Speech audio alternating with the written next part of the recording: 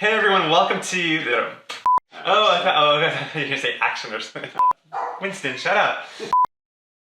Hey everyone, I'm Adam Roberts, the amateur gourmet, and today I'm going to teach you how to make a Caesar salad.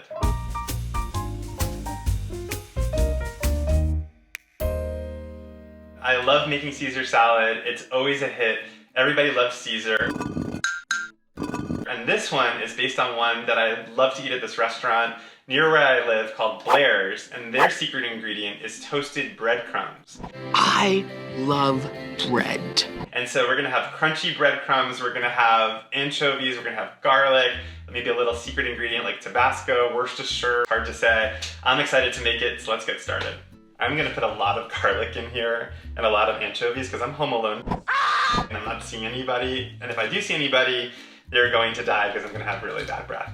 What does that smell? I do everything in my food processor.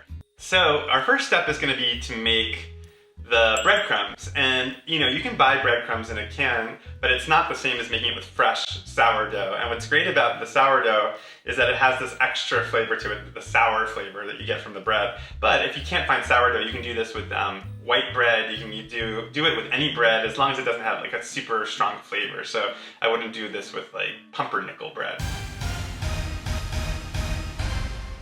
So to make these breadcrumbs, we're gonna cut off the crusts of the bread. We're not gonna use those. This is our first use of the food processor today. So we're putting the bread in here, and we're gonna pulse it because we want different textures. So, ready, and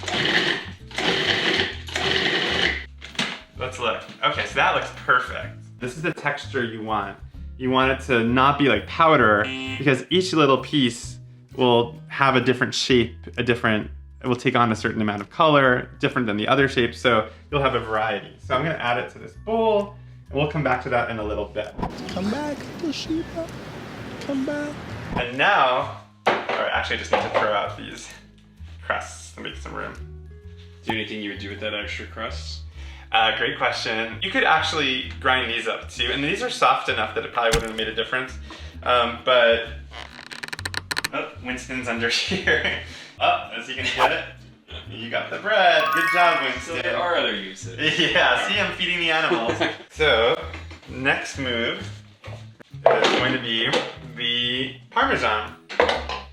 I really love buying a wedge of Parmesan, and I'm gonna give you some tips about that. So first of all, when buying a wedge of Parmesan at the grocery store, look for this kind of rind. It should say Parm on it, and it should just look like it's been stamped. It should look official.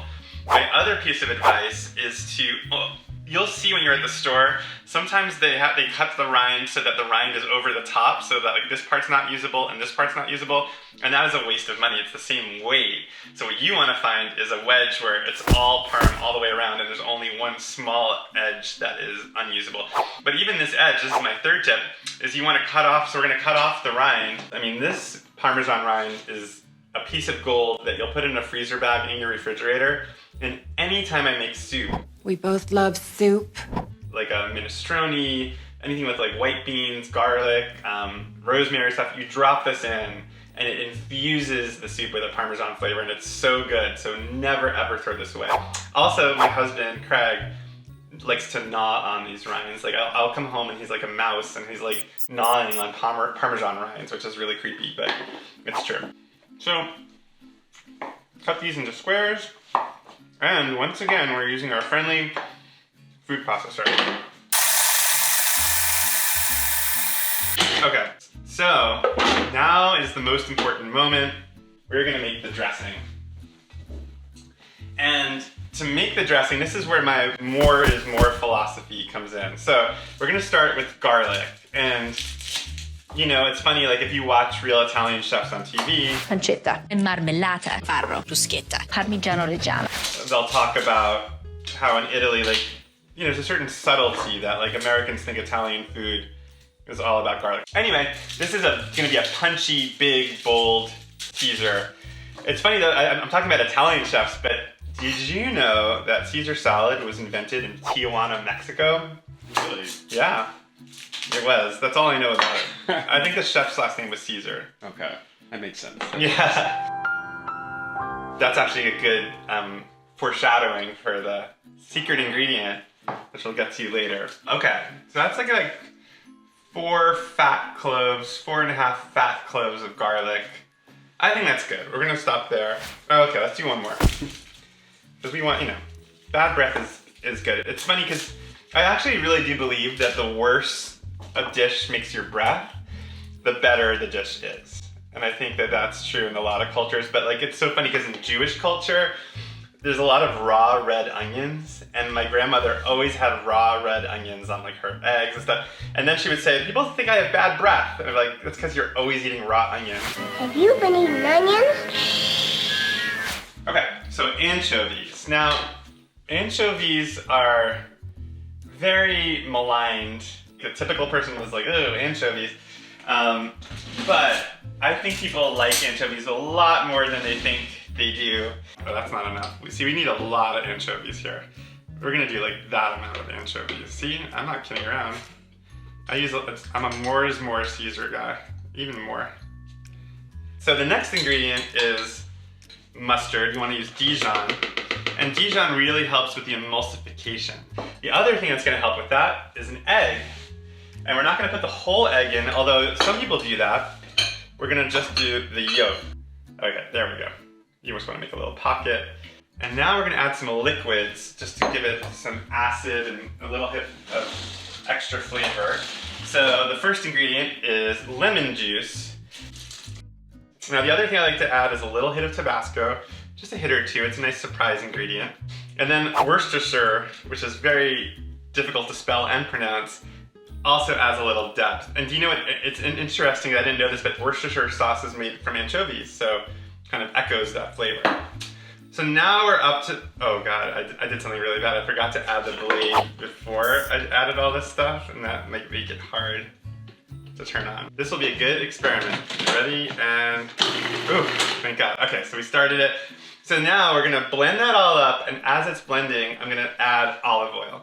So we're gonna start the processor, let it blend, and slowly add the oil. You add oil until it becomes Caesar dressing. And I know that sounds unhelpful. It was entirely unhelpful, but thank you nevertheless. You'll know it when it gets there, and it will get thick. All right, so I'd like to check it now. I see a little piece of garlic, actually, that didn't get incorporated, but, oh, that is good. That tastes so good. Okay, I'm gonna keep blending it. Oh my God, that piece didn't emulsify again. I don't know what's going on with that piece. That piece needs to go.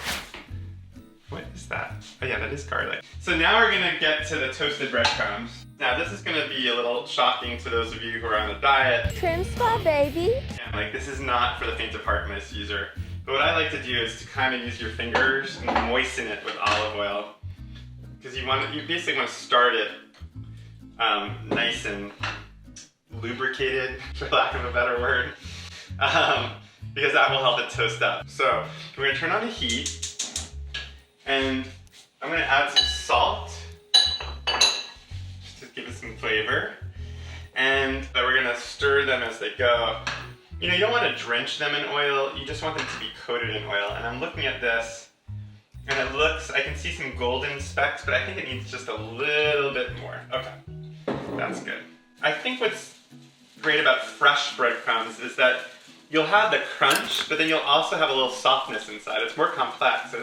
It's almost like eating a crouton, like a smaller version of a crouton. Yeah, this is moving along. Let's see if I can do that tossy thing. Yeah, look at that. The best way to learn how to do that is to take dried beans, and this is what Julia Child said, and put it in a cold skillet and go outside and just practice.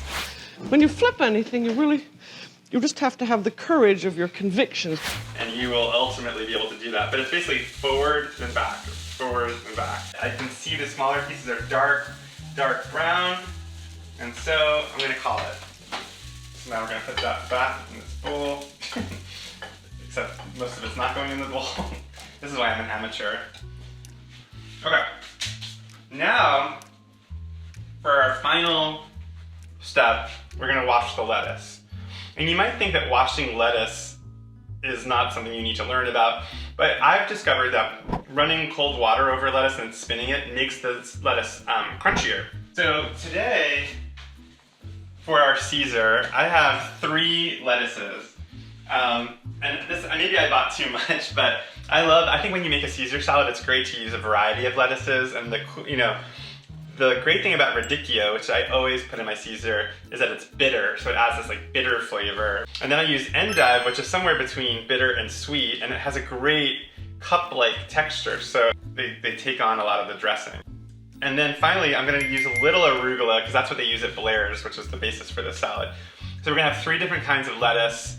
In terms of how much lettuce per this amount of dressing, you have to just eyeball it. So we're gonna put we're just gonna tear the radicchio into this salad spinner, and we're basically gonna choose our lettuces to go onto a fork pretty easily. So a whole endive leaf, if you're at the table and you like lift up a whole endive leaf that's like dripping with dressing and you're trying to impress somebody, that might not be great.